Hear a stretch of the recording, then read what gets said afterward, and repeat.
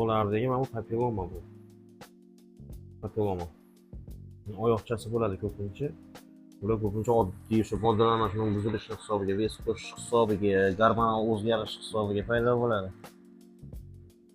Buni chiqqanida kuydirib turmasdan estetik tarqab boraveradi badaniga.